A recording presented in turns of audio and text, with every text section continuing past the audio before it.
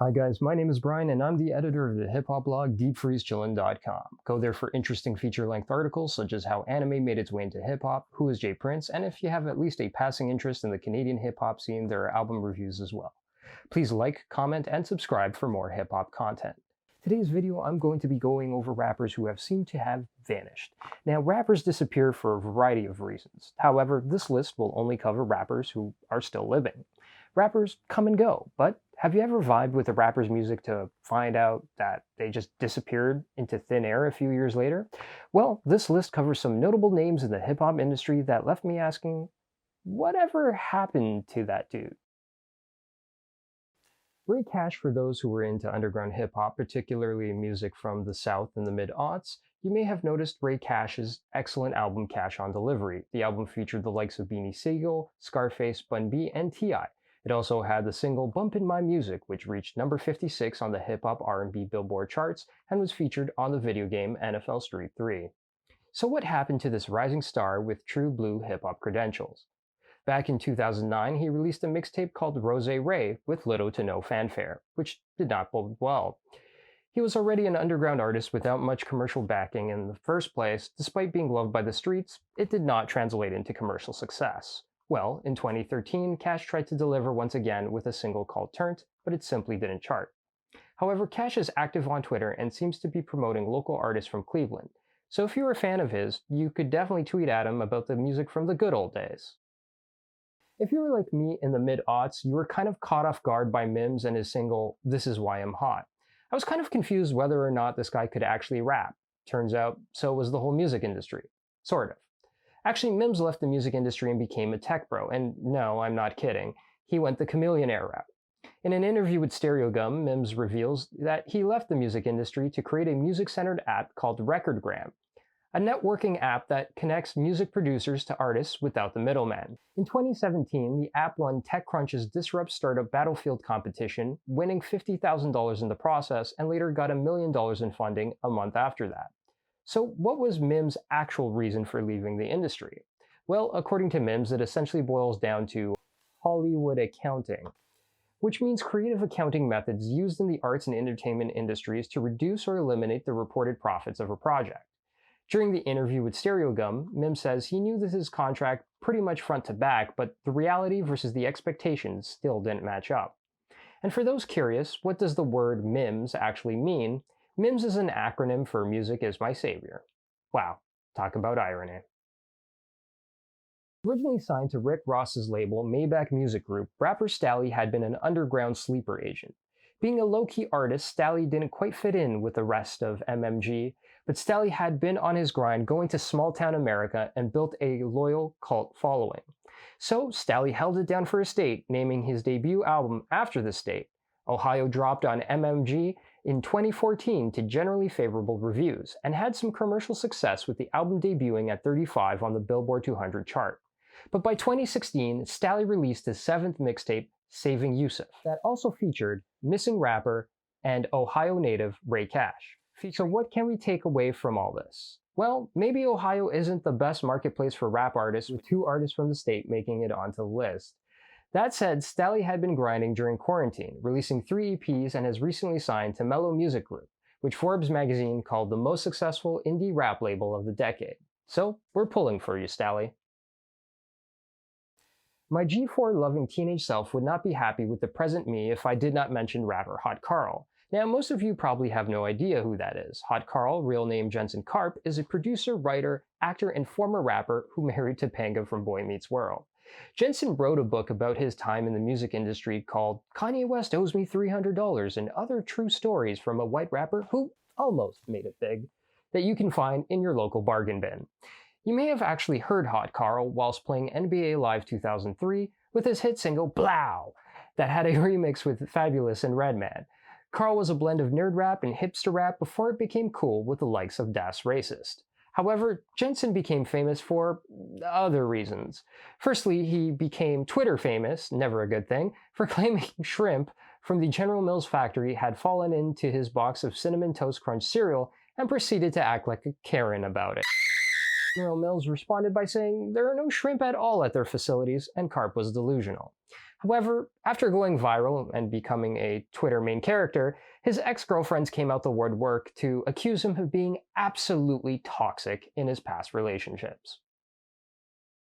This next rapper is a little hard to describe. He's not very well known except for the truly subterranean hip-hop heads, but unbeknown to many was that he was at one time a Dr. Dre signee. He's perhaps most well known for his song Secret Wars, taking the title of a limited edition comic book to create a song with the concept of rappers battling it out with Marvel comic book superheroes long before the MCU was a thing. I am of course talking about The Last Emperor. And after being dropped by Dr. Dre in the late 90s, Last Emperor re-emerged in the underground, signing to indie label powerhouse Rawkus Records, and was featured on the Lyricist Lounge with KRS-One and Zach De La Rocha of Rage Against the Machine. For a time it was rumored that he had left the music industry to drive a cab before Uber was a side hustle for most people. But recently, Emp has resurfaced, releasing a collab with Hack Fillmore called The Lord of the Fly. Stat was once a rising star on Shady Records at the height of Eminem and 50 Cent's reign. Stat was a feature player for the Shady/G-Unit Records regime, being featured on Young Buck Straight Outta Cashville, Eminem's Encore, the Re-Up mixtape, a mixtape collab with Chamillionaire called Big Business, and was even featured on Eminem's 2005 Anger Management Tour.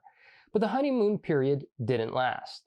Stat wasn't one to hold his tongue, and Stat told Eminem he didn't like one of the hooks that Em did on what was going to be one of his singles off his debut, Dance On It. Unfortunately, this didn't jive with the way Shady Records operated at the time. Back in those days, being the top dogs, they were particularly clandestine in the way that they maneuvered, and Stat seemed to be a little too forthright with his colleagues. A little known fact is Stat had a major in economics and international business and was going to go to law school before Scarface heard him and convinced him to join the rap industry. Most recently, Statquo is a behind-the-scenes player as one of the managers of Lil Xan. Sometimes, reality really is stranger than fiction. From G-Unit mixtapes, the height of mixtape Wheezy, and more compilations than you can shake a stick at, the mixtape era will be remembered fondly. In the early 2000s, mixtapes were feeding the streets. Mixtapes became street albums and helped rappers develop that oh-so-necessary buzz. However, this era was home to several bootlegs and leaks, which caused several albums to be delayed or shelved altogether.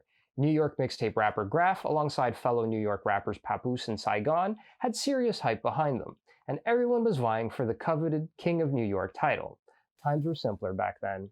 Rapper Grafh initially signed a record deal with Sony for his debut album, but as with many artists of his day, got delayed, and Grafh became frustrated with the execs who he felt didn't share his vision. Grafh then took his talents to Rockefeller Records. However, this was in the midst of the muddled Jay-Z and Dame Dash split.